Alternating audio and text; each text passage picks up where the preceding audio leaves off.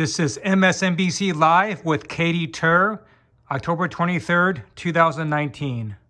And congressional Republicans have taken their obstruction strategy to new heights, storming the SCIF uninvited. Joining me now is California Democratic Congressman Ted Lieu, who sits on the Foreign Affairs and Judiciary Committees. He's been present for much of the testimony in this impeachment inquiry. Congressman, thanks so much for joining us. What do you think Republicans are trying to do? Thank you, Katie, for your question.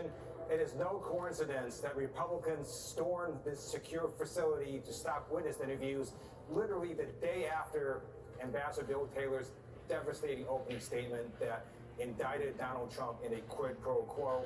They don't want to hear from DOD official Laura Cooper today because she's going to corroborate parts of that devastating testimony.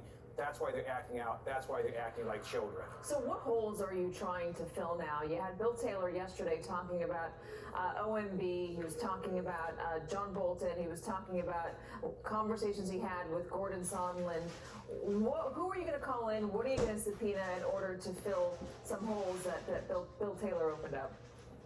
All right, so Bill Taylor in his opening statement very clearly said a number of instances that the military aid, as well as the meeting between the Ukrainian leader and Donald Trump, was conditioned on the Ukrainian leader investigating the Bidens, investigating the Democratic National Committee, and that he had to announce it publicly.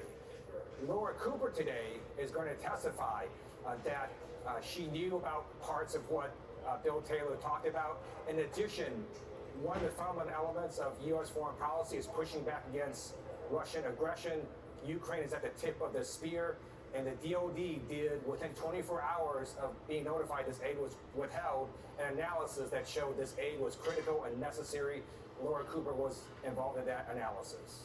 Are you going to be subpoenaing anybody from OMB? Are you going to be subpoenaing Mick Mulvaney? Because Bill Taylor also said that on a video chat while he was in Ukraine and video chatting back here at home, there was an OMB official who said off camera that they were told not to release the aid, and that demand, that directive, went from the president to the chief of staff to OMB.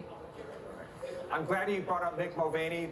The other thing that Bill Taylor's opening statement showed is that Mick Mulvaney was telling the truth during his press conference when he said there was a quid pro quo between Ukrainians and Donald Trump, and for us to get over it. In terms of subpoenas, I think we want to see if people come in voluntarily. If not, I wouldn't be surprised if subpoenas went out.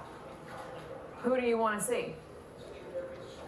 I'd like to see anyone who can talk more about the quid pro quo that Ambassador Bill Taylor laid out, that's been put in a summarized call transcript that the White House released, as well as the text messages Ambassador Volker put out. There's already a huge amount of very damning evidence against the president. At some point, we're going to conclude this investigation and then move to public hearings, just like they did in Watergate. Well, let me ask that. When do you expect that to happen, and who is going to be called publicly? Do you expect Bill Taylor to be called publicly? I would not be surprised if he was. He was an amazing witness. You could hear a pin drop when he testified yesterday. There were some gasps in the room when he said some of the things that he said. And it was very clear that he's a stand-up guy who graduated from West Point and served in Vietnam with 101st Airborne. When do you think those public hearings will be held?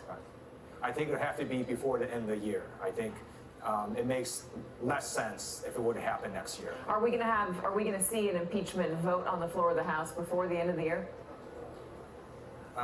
That is, if we're going to go down that path, I think we have to do something before the end of the year. Yes. And do you expect any of your Republican colleagues to vote with Democrats, or is this going to be a party line vote? If it is it worth it?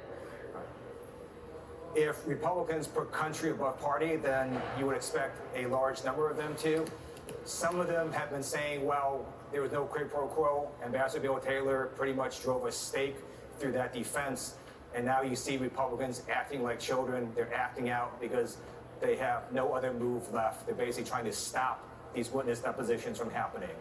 Congressman Ted Lieu, Congressman, thank you very much. A note to our viewers, every day we invite Republican congressmen on to come here and talk to us about the impeachment inquiry. We don't get many yeses. Moving on. Today, Mark Zuckerberg went to the Hill to talk about his own currency. Instead, lawmakers grilled him about privacy, child pornography, and allowing politicians to lie on